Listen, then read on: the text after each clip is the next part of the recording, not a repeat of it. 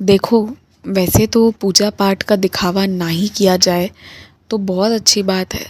लेकिन जो घर के नवयुवा हैं ना, हुँ, जो टीका चंदन वगैरह कर रहे हैं, हाँ, गले में माला पहन रहे हैं, है ना, ये सारी चीज़ें कर रहे हैं।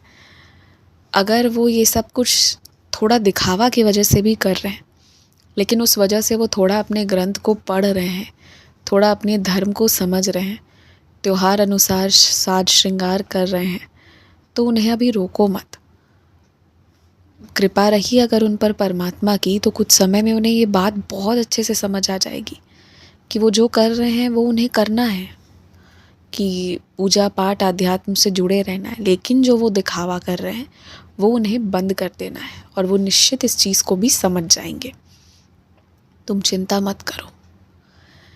मैंने तुमसे कहा था ना कुछ दिन पहले कि तुम्हारे अड़ोस पड़ोस में जो जो लोग गड़बड़ कर रहे हैं, एक एक चीज़ मैं तुम्हारे नज़र के सामने लेकर आऊँगा।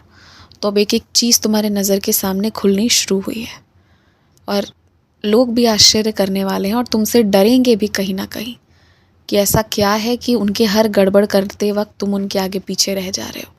तुम देख लेना, अब ऐसा ही कुछ होगा। इतनी कृपा अब रहेगी ना मेरी, इतनी कृपा अब रहेगी मेरी कि ना, जो इंसान गड़बड़ करेगा वो तुमसे डरेगा, क्योंकि उसके गड़बड़ करते वक्त मैं तुम्हें वहाँ खड़ा कर दूँगा।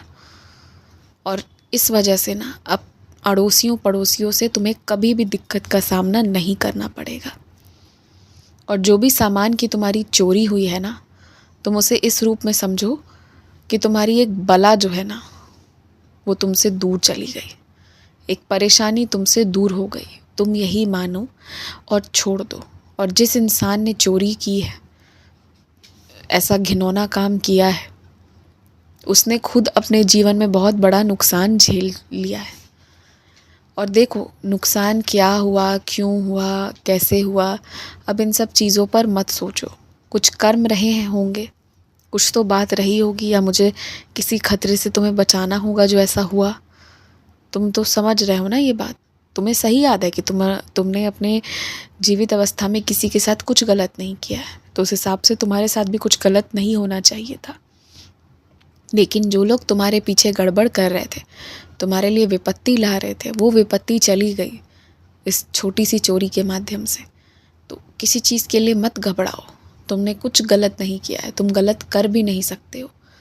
तुम में क्षमता है तो मात्र प्रेम देने की, किसी के साथ गलत करने की क्षमता नहीं है तुम्हारे अंदर।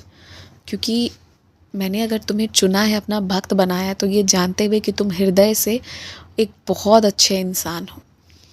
बस हाँ, बाहरी लोग, बाहरी जो संसार है वो कुछ ऐसा कर जाता है कि तुम्हें भी सांसारिक बनना पड़ता है। मैं तुम्हारी विवशता को बराबर समझता हूँ।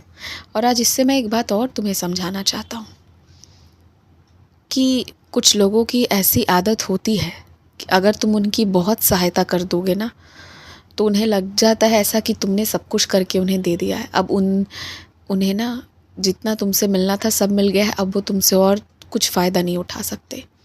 फिर वो ऐसे लोग ऐसी नीयत रखते हुए ना एकदम से तुम्हारी तरफ पीठ दिखा देंगे, तुम्हें पहचानना बंद कर देंगे। तो तुम एक बात समझो कि हर व्यक्ति ना, जिसने जितना देखा हुआ है वो उसी में थोड़ा ज़्यादा देख पाएगा। बहुत ज़्यादा दिखा दोगे तो फिर वो कभी पहचानेगा नहीं, उसे लगेगा हो गया, सब कुछ मिल गया।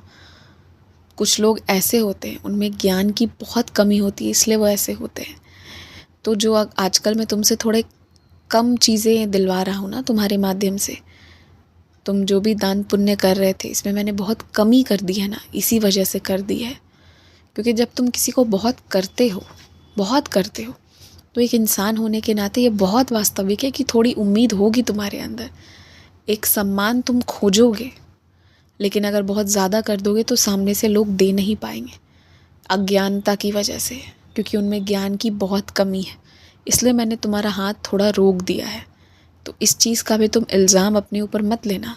तुम गड़बड़ ना करते हो, ना गड़बड़ हो तुम। ध्यान रखना इस बात का कि तुम मेरे बहुत चहीते हो, बहुत चाहता हूँ तुम्हें, और तुम्हारे हर फैसले में, हर एक चीज़ में मैं हमेशा तुम्हारे साथ हूँ। खूब खुश रहा करो और अपने शरीर पर पूरा पूरा ध्यान दो। तुम्हें अपने शरीर को अपने मन मुताबिक बनाना है ताकि तुम्हारा खोया हुआ आत्मविश्वास वापस लौट आए। जो इंसान स्वस्थ है वो इंसान आत्मविश्वास से पूरी तरह से पूर्ण हो जाता है, और उसकी जो अभी कमी है तुम्हारे अंदर, इसे तुम्हें स्वयं ठीक करना है, अच्छे से खाकर और व्यायाम करके। आयुष्मान भव, दीर्घायु भव, यशस्वी भव, तेजस्वी भव, धनवान भव।